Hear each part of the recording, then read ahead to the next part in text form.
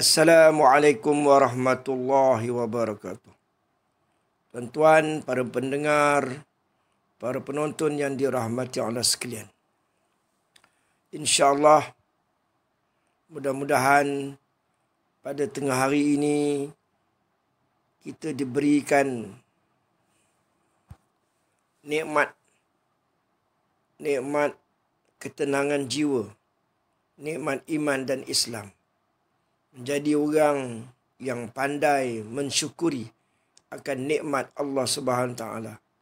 Mudah-mudahan kita menjadi orang yang sangat banyak mensyukuri di atas nikmat yang tidak terkira yang dianugerahkan kepada kita, insya-Allah. Pada tengah hari ini saya akan kongsikan satu tajuk, iaitu ringkasan ciri-ciri pemimpin bayangan Rasulullah di sepanjang zaman.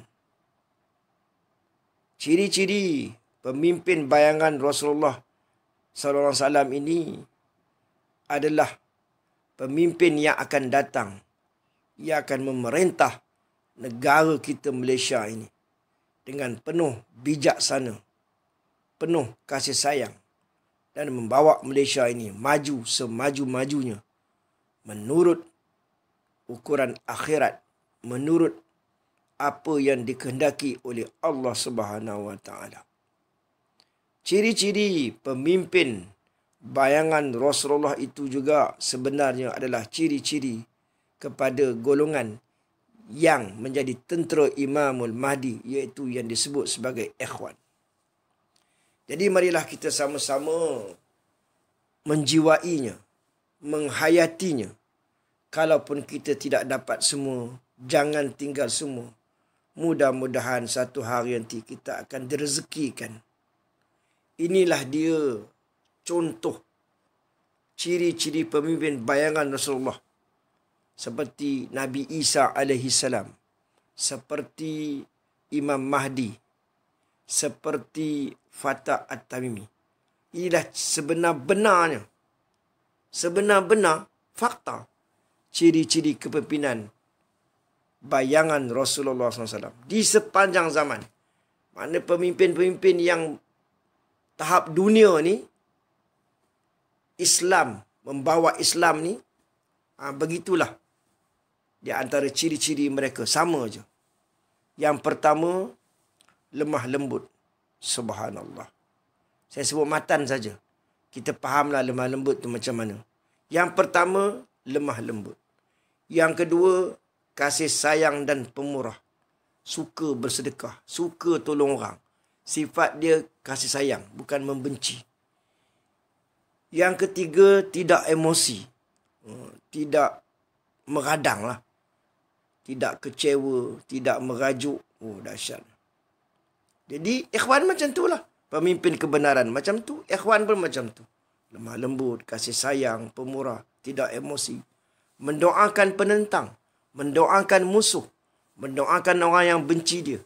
Bukan berdendam. Subhanallah. Kata-katanya penuh hikmah.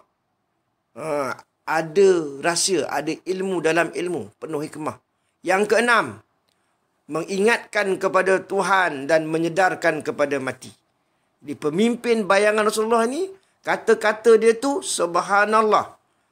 Dia cakap sesuatu, kita ingat akan Allah. Besarkan akan Allah. Ini orang yang salah faham. Dia kata kita besarkan pemimpin. Kita besarkan Allah. Kita hormat pemimpin. Sayang pemimpin. Itulah. Yang ketujuh, tutur kata dan bahasanya sangat dijaga. Siapa ni? Pemimpin bayangan Rasulullah. Tutur kata, bahasanya. Yang ke-8, tenang menerima ujian. Ujian datang, balak datang, tenang, steady je. Subhanallah. Ini semua ciri-ciri ikhwan. Ciri-ciri tentera Imamul Mahdi. Yang ke-9, tidak senang dengan pujian. Tidak senang dengan pujian. Tidak senang dengan pujian.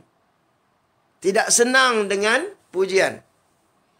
Bila orang puji, dia tak suka. Sampai tahap tu, sampai tak senang, tak suka. Subhanallah. Paling-paling korang kita ni bila orang puji, pulangkan balik kepada Allah. Bila orang memuji kita, siapa memuji kita, sebenarnya Allah sedang memuji dirinya sendiri. Alhamdulillah, segala puji bagi Allah, bukan bagi kita. Pujian tu semuanya dari dia. Jadi pulangkan balik kepada Allah SWT. Yang ke-10, tidak menjawab kejian. Jadi bila orang keji, dia tak payah jawab. Yang dia jawab ni kalau ada pertuduhan, jawab sekadarnya. Jawab untuk menegakkan kebenaran, untuk menolak kebatilan, menolak kesesatan, itu boleh. Tidak menjawab kejian. Maknanya pemimpin bayangan Rasulullah ni hebat luar biasa. Marahnya dalam batas syariat. Marah juga. Bila kita tengah perang tu marah juga. Tapi dalam batas syariat yang membenarkan. Marah yang macam mana yang boleh, marah yang macam mana yang tak boleh, demi mempertahankan agama, demi mempertahankan Nabi, demi mempertahankan Allah dan Rasul. Yang ke-12, lalu memberi maaf. Senang je nak maafkan orang. Setengah kita ni susah sangat. Takkan aku maafkan. Semua orang ni saya maafkan, seorang je tak beri maaf. Tak boleh. Kita kena maafkan semua orang. Yang ke-13, sedikit gurauan dan tidak bercakap lucah. Subhanallah, Masya Allah. Gurauannya sedikit.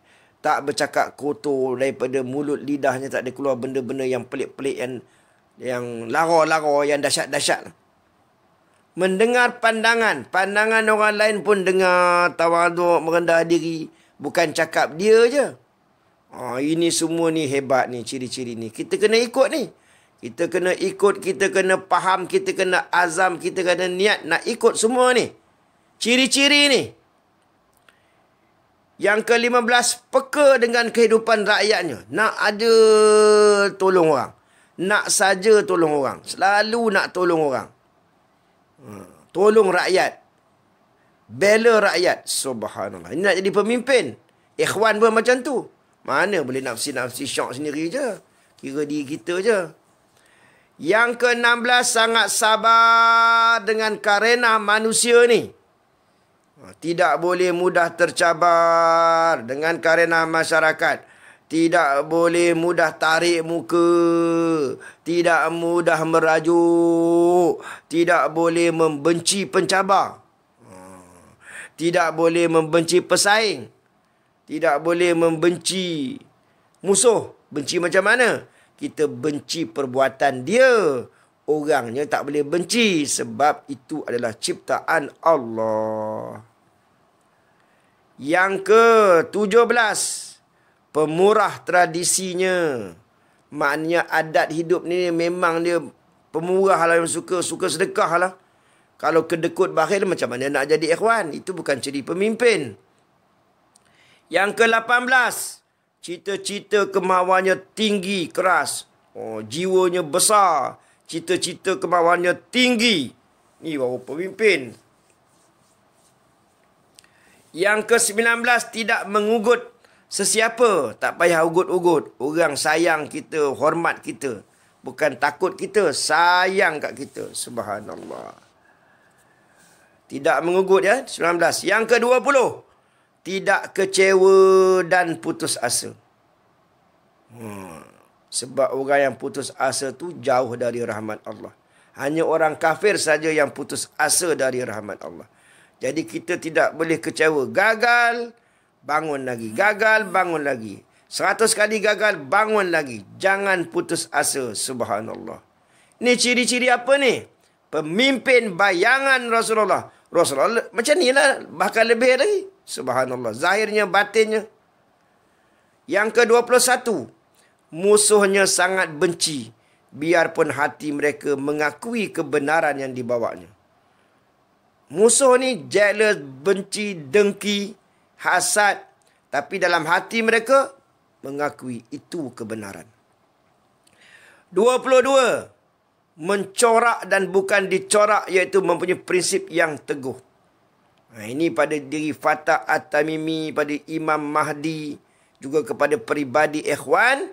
Mereka yang mencorak, bukan dicorak oleh suasana. Prinsip mereka teguh.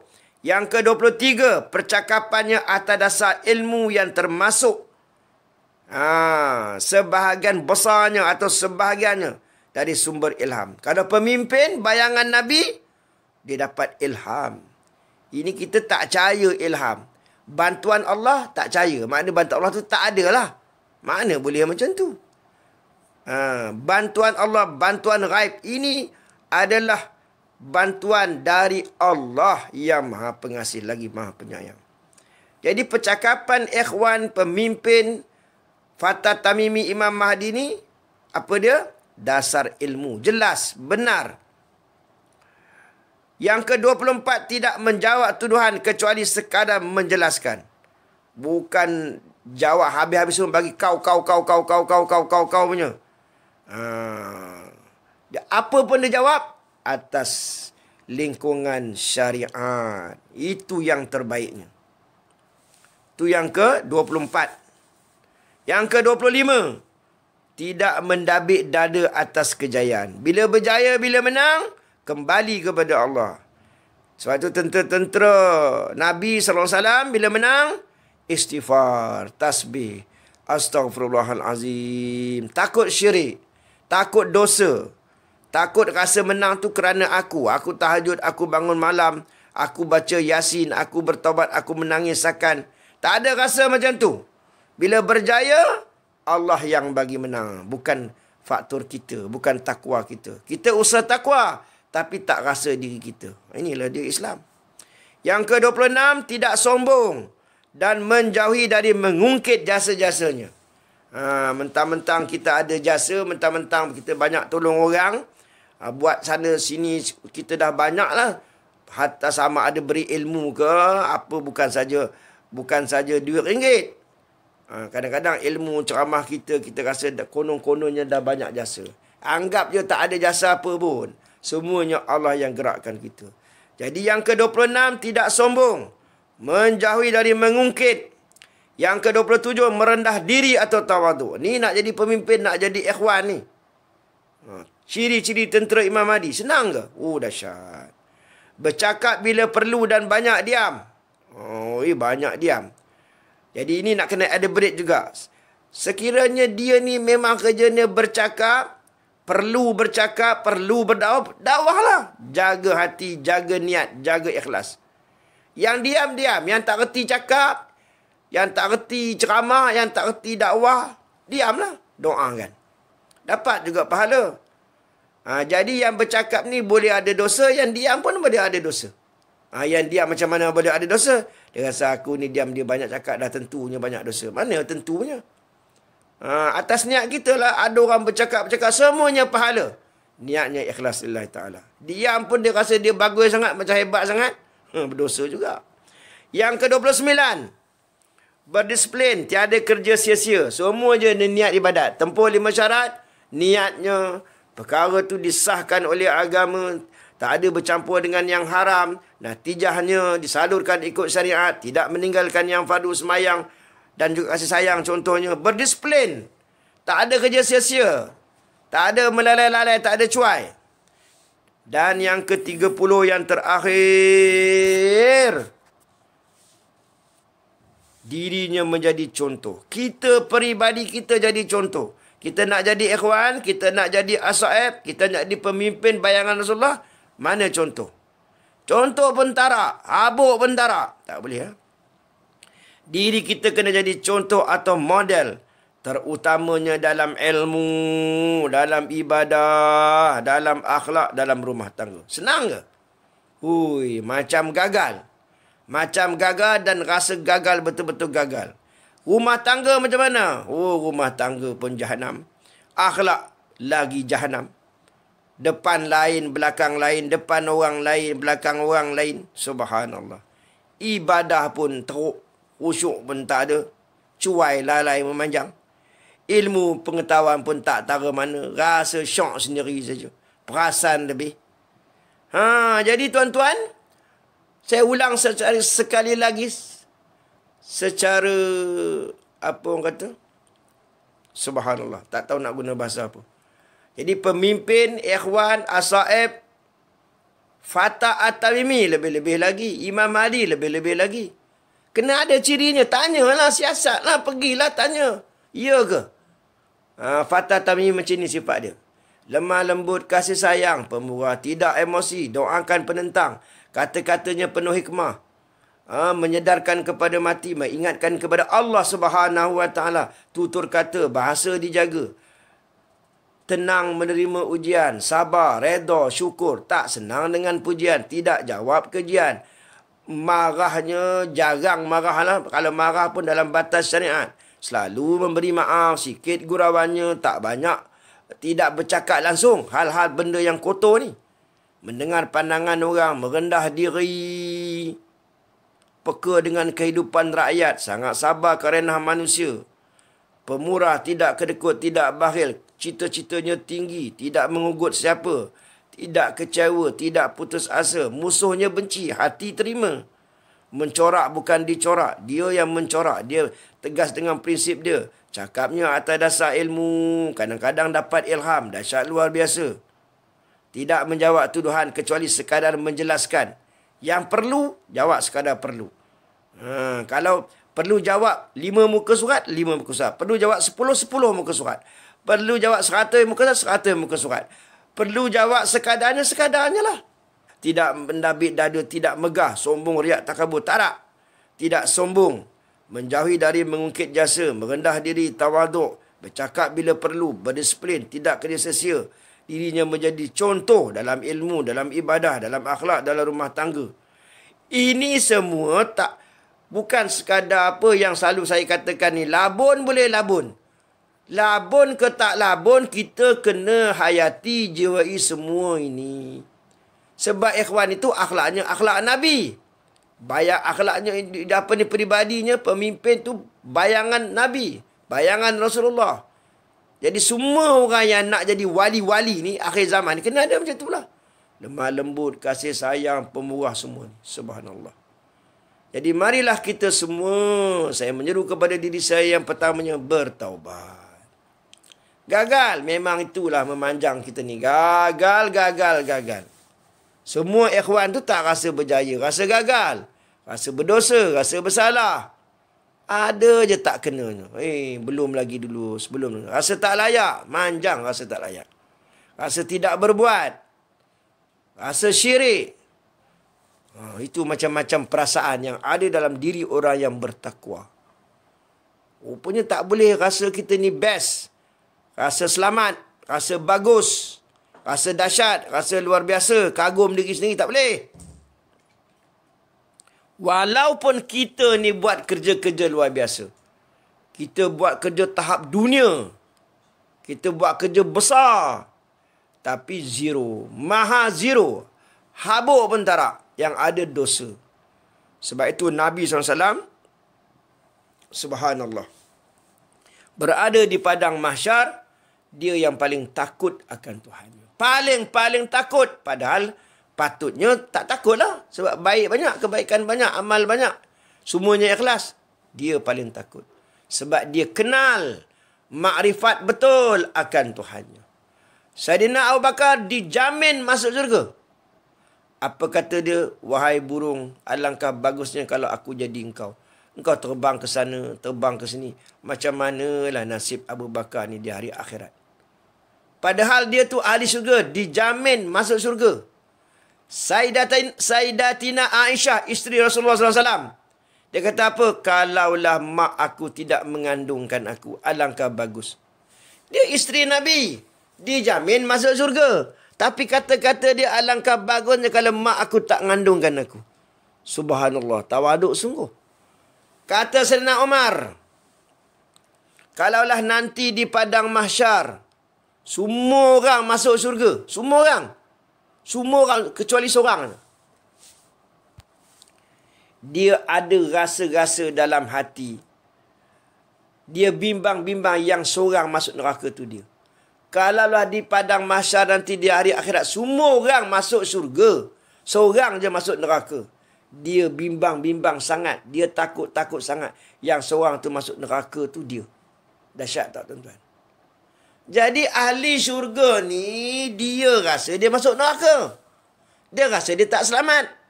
Kita ni na'udzubillah boleh jadi kita ini boleh jadi ahli neraka. Tapi perasan apa? Perasan syurga, ahli syurga. Perasan dah baik, perasan selamat, perasan bagus, perasan ikhlas. Macam-macam perasan datang. Perasan ikhwan lah, perasan asaib lah. Aku ikhwan tu susah lah, tapi asaib tu insyaAllah. Bukan main lagi. Tak boleh, kita kena jadikan diri kita ni orang yang paling haprak, paling teruk. Duduk dalam jemaah, lebih-lebih lagi luar jemaah. Kena rasa teruk.